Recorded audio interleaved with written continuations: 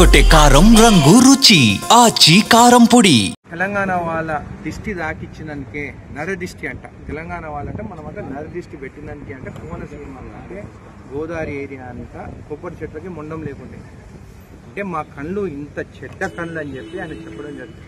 నేను ఒకటే అడుగుతున్నాను, నువ్వేమో డిప్యూటీ సీఎం ఆంధ్ర, వచ్చి ఉండేదేమో రోజు హైదరాబాద్లో, ఇన్ని రోజులు బిజినెస్ చేసుకునేదేమో హైదరాబాద్. నిజంగా మాకు నరదిష్టి కానీ ఇక్కడ బాగుపడద్దు అనేది ఉండుంటే మీ ఆంధ్ర వాళ్ళు ఇక్కడ బిజినెస్ చేసుకోగలుగుతారా?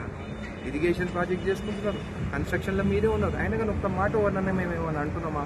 బిజినెస్ చేసుకోవాలని ఇస్తున్నాము, ఫ్రెండ్లీగా ఉన్నాము. అట్లాంటి ఈరోజు నువ్వు ఒక ఇంత పెద్ద మంచివి నువ్వు ఇట్లా మా తెలంగాణ ప్రజల గురించి తెలంగాణ గురించి మాట్లాడడం తప్పు, నేరం.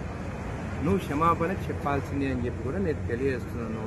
నువ్వు ఒక పెద్ద పవర్ స్టారు, నీ గురించి మనం మాట్లాడితే తప్పు అంటే అది మాత్రం కరెక్ట్ కాదు. తప్పు నువ్వు మాట్లాడినావు కాబట్టి తప్పని చెప్తున్నావు. నేను కూడా మీ ఫ్యానే. మొన్న రీసెంట్ మూవీ కూడా ఫ్లాప్ అయిన మూవీ కూడా నీది అట్లీస్ట్ ప్రొడ్యూసర్ అయినా బాగుపడాలని చెప్పేసి ఇక్కడ 800 రూపాయలు టికెట్ పెంచితే కూడా నేను కూడా పోయి నీ మూవీ చూసినాను. కానీ ఈ రోజు నువ్వు సెంటిమెంట్గా మా తెలంగాణ వాళ్ళ గురించి మాట్లాడితే మాత్రం కరెక్ట్ కాదు. ఎందుకు మళ్ళీ హైదరాబాద్లో ఆస్తులు కొనుక్కుంటున్నావు? మాది నరదిష్టి అంటున్నావు కదా, మరి మీరు బాగుపడితే మేము చూడలేము కదా, ఎందుకు హైదరాబాద్ ఆస్తులు కొనుక్కుంటున్నావు? అన్నీ అమ్మేసుకొని పోయి విజయవాడలో ఉండరాదా? నీకు ఇక్కడ ఏం పని అని చెప్పి నేను చెప్తున్నాను. 2024లో పొత్తు పెట్టుకున్నావు. నువ్వు సింగిల్గా పోయి ఉంటే నీ పరిస్థితి ఏందో అందరికి తెలుస్తుండే. నువ్వు సింగిల్గా పోలేదు, మళ్ళీ చంద్రబాబు నాయుడుని పట్టుకొని అయినవు. ఒక మెగాస్టార్ చిరంజీవి గారి తమ్ముడిగా ఆయన పేరు చెప్పుకుంటేనే నీకు స్థానం ఉన్నది. నిజంగా మెగాస్టార్ చిరంజీవి గారు లేకుంటే నువ్వు యాక్టర్ అయ్యేదా? నువ్వు ఎప్పుడైతే మాట్లాడినావో తెలంగాణ వాళ్ళ గురించి మాది నరదిష్టి, మా కళ్ళు పడే గోదావరి అంతా నాశనం అయిపోయిందని చెప్పి మాట్లాడడం మాత్రం కరెక్ట్ కాదు. అట్లా మాట్లాడినప్పుడు నీకు కూడా చిత్తశుద్ధి ఉంటే నువ్వు హైదరాబాద్ ఆస్తులన్నీ అమ్ముకొని పోయి విజయవాడలో ఉన్నావు.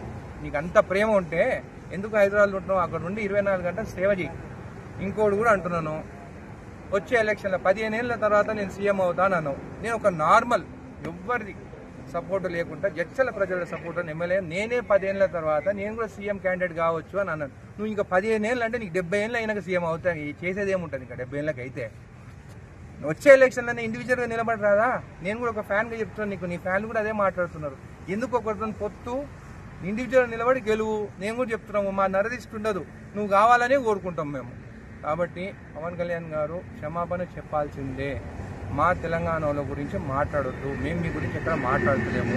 మీరు వచ్చి తల దాచుకునేదేమో ఇక్కడ, అక్కడ జగన్ సీఎం అయితేనేమో మీ మనుషులు టీడీపీ జనసేన బీజేపీ వాళ్ళు వచ్చి హైదరాబాద్లో ఉంటారు. అక్కడ మీరు సీఎం అయితేనేమో వైఎస్ఆర్సీపీ వాళ్ళు వచ్చేసి ఇక్కడ తల దాచుకుంటారు.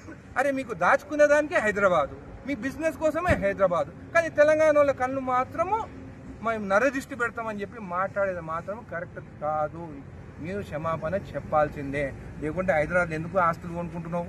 ఇప్పుడే కొనుక్కుంటున్నావు కదా, ఆస్తులన్నీ ఎక్కడి నుంచి వచ్చినాయి, అప్పులన్నీ తీరినాయి అంట కదా అని అందరు ప్రజలు అంటున్నారు. అయినా కానీ యాజ్ అ ఫ్యాన్ మీ కుటుంబం బాగుండాలని చెప్పి, మీ కుటుంబంలో కూడా అందరూ తెలంగాణ వాళ్ళని పెళ్లి చేసుకున్నారు కదా. రామ్ చరణ్ ఎవరు చేసుకున్నారు? తెలంగాణ అమ్మాయి. అల్లు అర్జున్ ఎవరు చేసుకున్నారు? తెలంగాణ అమ్మాయిని. అంటే మా ఆస్తులు కావాలి, మావన్నీ కావాలి, కానీ మా కళ్ళు మాత్రం నరదిష్టి అని అంటారా? ఇది మాత్రం ఒప్పుకునేది లేదు.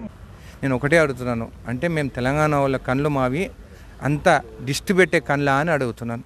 ఇది మాటలు ఎట్లా మాట్లాడను అని చెప్పి కూడా నేను అడుగుతున్నాను. నువ్వు క్షమాపణ చెప్పాల్సిందే. నేను కూడా చాలామంది నీ గురించి కూడా మస్తు మాట్లాడినారు. చంద్రబాబు నాయుడుతో ప్యాకేజ్ తీసుకున్నావు అని చెప్పేసి నెల తీసుకొని ముందు అప్పులలో ఉంటే అయిన తర్వాత అప్పులు కట్టుకున్నామని మాట్లాడినాం. మేమేమైనా మాట్లాడుతున్నామా మీ రాజకీయాల? మేము ఎప్పుడు మాట్లాడలేదు కదా మీ రాజకీయాల గురించి. మళ్ళీ నువ్వు హైదరాబాద్లో ఎందుకు ఆస్తులు కొనుక్కుంటున్నావు? మేమంతా దిష్టి పెట్టేటోళ్ళం అయితే హైదరాబాద్లో ఎందుకు ఆస్తులు పెట్టుకుంటున్నావు? అమ్ముకొని విజయవాడ పోయి ఉండరాదా?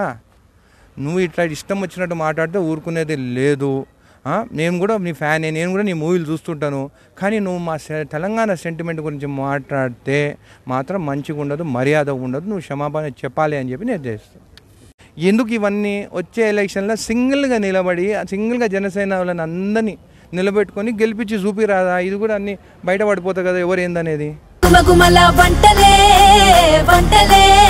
తిరగొట్టే కారం రంగు రుచి ఆచి కారం పొడి.